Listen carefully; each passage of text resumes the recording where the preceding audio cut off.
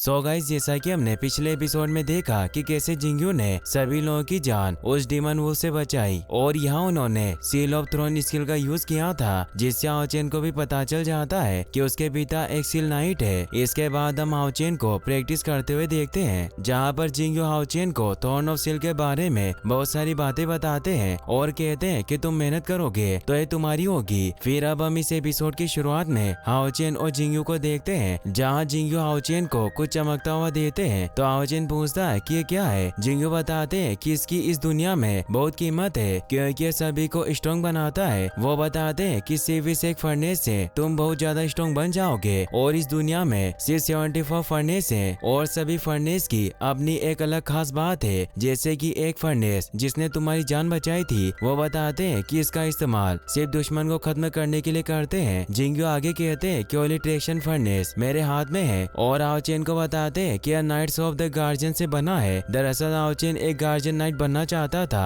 फिर जिंगयू हाओचेन का हाथ पकड़ते हैं और उसकी उंगली से थोड़ा सा खून उस फर्नेस के ऊपर डाल देते हैं और कहते हैं कि इसे अपना खून देना पड़ेगा ताकि हमें रास्ता बताए। यह कहते ही वो कहते हैं कि अब यह पूरा तैयार हो चुका है और वो अचानक से हाओचेन की तरफ उस फर्नेस को मारते हैं और हाओचेन नीचे की तरफ गिरने लगता है। तभी जिंगयू कहते हैं कि तुम अभी उस जगह पर हो जहाँ तुमने अपनी एनर्जी को स्टोर करके रखा है, इसे एनर्जी स्पेस कहते हैं। फिर जिंगयू उस फर्नेस की रैंक बताते हैं कि इसकी रैंक 74 में से 68 है, पर ये फिर भी बाकी फर्नेस से अलग है। हाओचेन पूछता है कि क्यों। जिंगयू बताते हैं कि इसकी अलग अलग शक्तियों की वजह से, जैसे अट्रैक्शन, जब ये शुरू होगा तो सिर्फ तुम्हारा दुश्मन तुमसे लड़ सकता है और कोई नहीं, और इस फर्नेस में सिर्फ 3 बारी और ज्यादा स्ट्रॉन्ग होने की क्षमता है। लेकिन जिंगयू कहते हैं कि वो और ज्यादा स्ट्रॉन्ग बन सकता है। यहाँ जिंगयू बताते हैं कि यह पहला फर्नेस था जिसे मेरे पिता ने मेरे लिए चुना था। वो हाओचेन से कहते हैं कि मुझे उम्मीद है कि यह तुम्हें पसंद आएगा।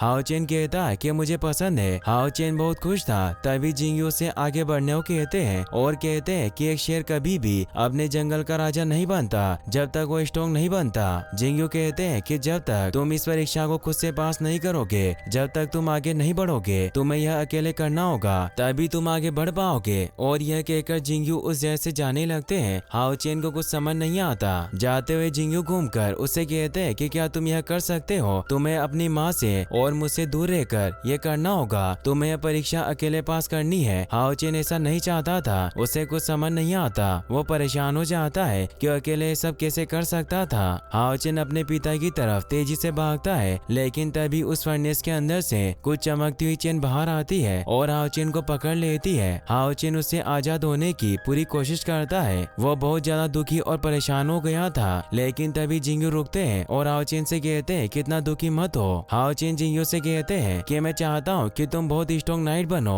वो कहते हैं कि मैं तुम्हारी कमजोरी जानता हूँ, इसलिए मैं यह कह रहा हूँ। मैं चाहता हूँ कि तुम्हारी माँ और मेरे जाने के बाद तुम अपना अच्छे से ख्याल रखो और मेहनत करो। हाओचेन कहता है कि मुझे भी साथ ले चलो। जिंगयू कहते हैं कि हाओचेन रोना बंद करो, यह सब बस कुछ समय के लिए ही है। फिर जिंगयू वहाँ से चले जाते हैं। उनके जाने के बाद हाओचेन बहुत रोता है और चिल्लाता है। फिर हम जिंगयू को हाओचेन की माँ के पास देखते हैं, जो जिंगयू से कह रही थी कि हाओचेन मेरे बिना नहीं रह सकता। जिंगयू भी दूसरी तरफ मुंह करके रो रहे थे। तभी वो आंसू छुपाते हुए हाओचेन की माँ से कहते हैं कि हाओचेन के पास एक मिशन है जिसे उसे पूरा करना है और वो बहुत स्ट्रॉन्ग है, लेकिन अगर तुम यहाँ रही तो तुम उसकी सबसे बड़ी कमजोरी होगी और ऐसे हाओचेन कभी स्ट्रॉन्ग नहीं बन पाएगा और मैं ऐसा नहीं चाहता। तभी हाओचेन की माँ के आंसू जैसे हाओचेन के चेहरे पर गिरते हैं। दूसरी तरफ हाओचेन को अपनी माँ दिखाई देती है और वो भागता हुआ अपनी माँ के गले से लग जाता है और उन्हें रोते हुए वहाँ से जाने से मना करता है। उसकी माँ उसे चुप कराती है और कहती है कि हमारे वादे को याद करो। तुमने वादा किया था कि तुम एक स्ट्रॉन्ग नाइट बनोगे और मेरी रक्षा करोगे। और फिर वो अपने हाथ की छोटी वाली उंगली को आगे बढ़ाती है, साथ ही हाओचेन भी। फिर हाओचेन की माँ उसके सर पर हाथ रखती है। हाओचेन बस उन्हें देख रहा था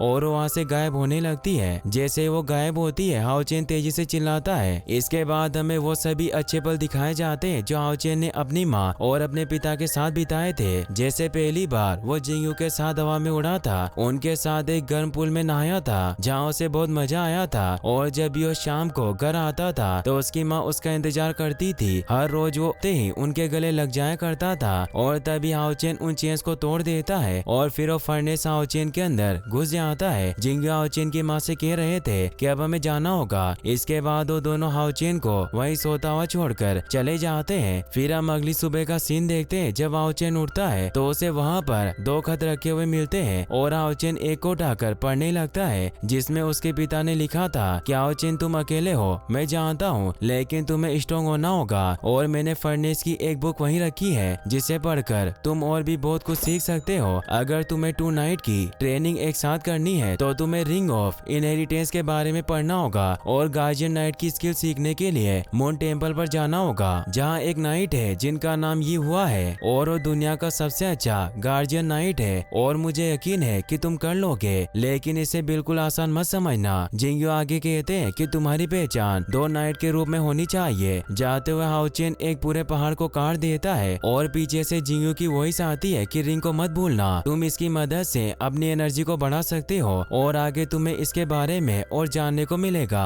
आगे जिंगयो कहते हैं कि अगली बार जब मैं तुम्हें देखूंगा तो उम्मीद करता हूँ कि तुम बहुत स्ट्रॉन्ग हो चुके होंगे और जब तक तुम लेवल 7 रैंक 9 नहीं बन जाते और सिल्वर प्रोटेक्टिव आर्मर हासिल नहीं कर लेते, हमें ढूंढने की कोशिश मत करना। इसके बाद हम हाओचेन को ओडिन शहर में देखते हैं, जहाँ खुद से कह रहा था कि अगर मैं ऐसे ही डीमन को खत्म करता रहा तो ओडिन शहर को कभी नहीं बचा पाऊंगा, मुझे स्ट्रॉन्ग बनना होगा उनके लिए जिनसे मैं प्यार करता हूँ। इसके बाद हमें डीमन लॉर्ड फेंग जियो को दिखाया जाता है, जिसके पास डेविल एंजल पाइमोन रैंक 9 को दिखाया जाता है, जो कि फेंग जियो के पास आया होता है। वो ने बताता है कि 71 डीमन वुल्फ जिंगयू के हाथों मारा गया। जिंगयू ने उसके क्राउन को भी तोड़ दिया। फेंग जियो से कहता है कि ठीक है और उसके पास आकर कहता है कि तुम्हारे पास और भी कुछ करने को है। पाइमोन कहता है कि मुझे पता है और कहता है कि वक्त आ ही गया 6 साल बाद और कहता है कि मैं ऑस्टिन ग्रिफिन को ढूंढ ही लूंगा। इसके बाद हम हाओचेन को देखते हैं जो मून टेम्पल में वापस आ गया था, जहाँ ली जिन है। वहाँ आते ही वो थ्रोन ऑफ सील को देखने लगता है और खुद से कहता है कि एक दिन मुझे भी मेरी थ्रोन ऑफ सील मिलेगी। तभी वहाँ भागते हुए ली जिन आ जाती है। हाओचेन उन्हें बताता है कि इसके माता पिता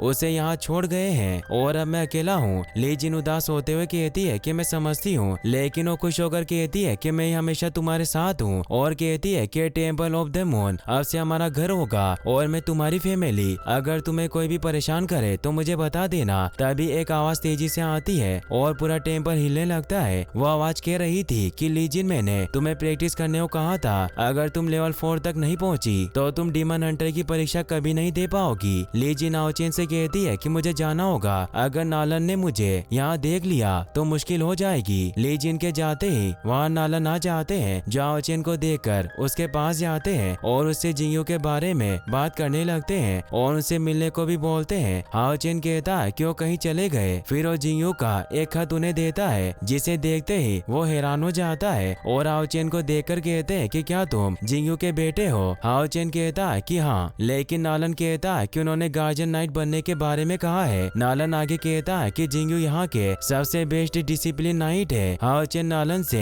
ये हुआ के बारे में पूछता है, जिसे सुनकर नालन बहुत ज्यादा हैरान होकर हाओचेन पूछता है क्या हुआ। नालन बताते हैं कि अब वो यहाँ का इंस्ट्रक्टर नहीं है, अब वो सिर्फ एक लाइब्रेरी मैनेजर है। फिर हमें वो लाइब्रेरी दिखाई जाती है जहाँ एक आदमी था। नालन बताता है कि अब उसे लोग ये शुरा के नाम से बुलाते हैं और जैसे वो हमें दिखाया जाता है वैसे एपिसोड यहाँ खत्म हो जाता है। गाइस, अगर आप इसका नेक्स्ट एपिसोड भी देखना चाहते हैं तो इस वीडियो को लाइक करने के साथ साथ चैनल को सब्सक्राइब जरूर कर लें। Thanks for watching.